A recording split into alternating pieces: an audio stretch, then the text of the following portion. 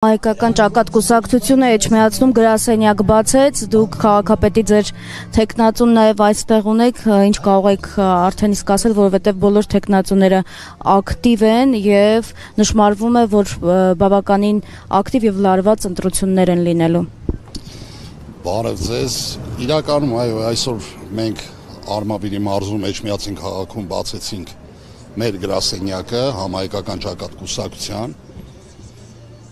Եվ մենք ունենք մեր թեկնածուին, առաջին անգամ մենք մասնակցում ընտրություններին, որովհետև մեր կուսակցությունը նորաստեղծ կուսակցություն է,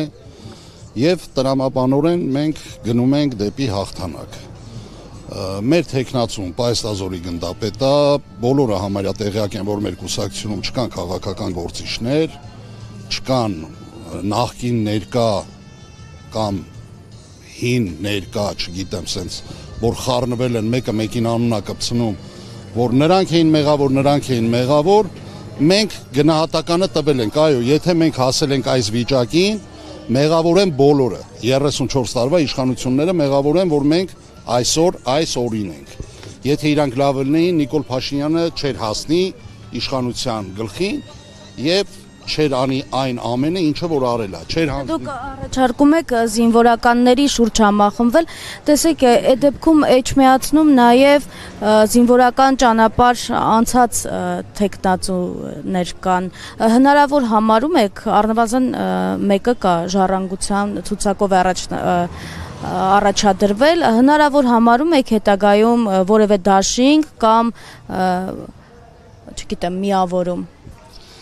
Ներկա պահին մենք դա դեռ չենք քննարկել եւ ես ուրախ կլինեմ, որ ոչ թե լինի մենակ մեկ զինվորական կամ երկու,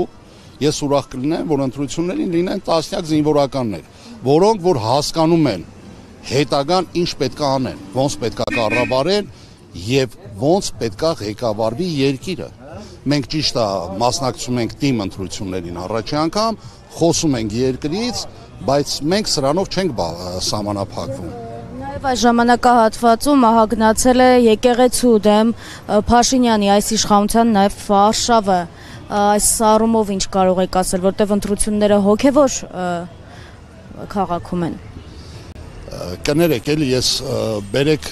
էլի հարցը պատասխանեմ ի սկզբանե, տեսեք, մենք եթե հասել ենք մեր հոգևոր քաղաքի ավիրումն ենք տեսնում, այս պարագայում էլի մեղավոր են բոլորը։ Մենք վերցնում ենք մենակ Փաշինյանին։ Փաշինյանը հարձակում է գործում եկեղեցու վրա։ Բա նախկին ղեկավարների օրոք, որ այդքան աղանդել էր բացվում, մենք չենք պատկերացնում, որ մենք մի օր կանգնելու ենք քրիստոնեական խնդրի առաջ։ Այո, մենք չենք պատկերացնում այդ աղանդները, որ թույլ էին տալի բացվեին զարգանային, մենք մի օր կանգնելու ենք այն պատմության առաջ, որ մենք եկեղեցուն պետքա նսեմացնենք։